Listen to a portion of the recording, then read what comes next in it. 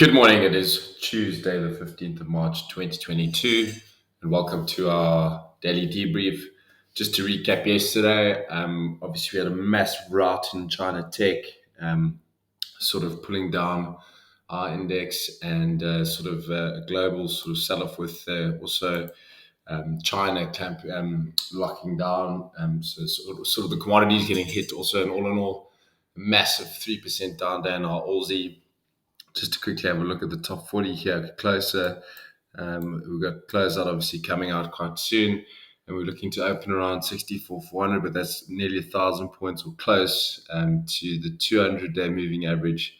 It's amazing how quickly we've all of a sudden got there. Just to look at closing prices, S&P is about 40 points off since our close. We had China come out with better numbers, retail industrial numbers, but I don't think that's going to play a role today. Just to look at FTSE futures showing 9.75%. Gold's down about $25 since our close.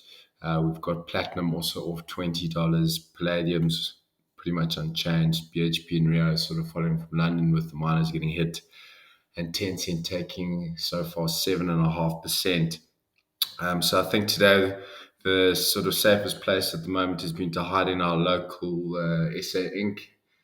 With the banks trading quite well. So I think that'll be part of one or two of our ideas today. If the market does hold, and looking for one or two other short opportunities.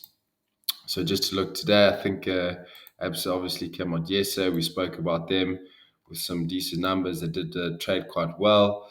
I think the stock could still have continuation, and I think we must watch it quite closely. Potentially can punch back through to 175 or into the 180 region, and maybe even further to 200.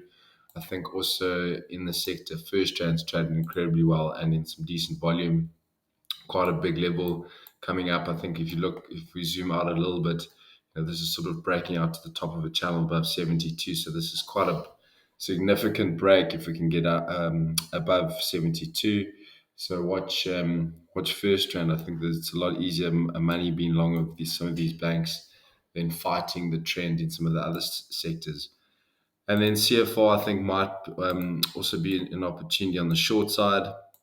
It did come up and test 185 the other day, but I think also the luxury goods sector isn't looking as great. This is also still quite an expensive stock.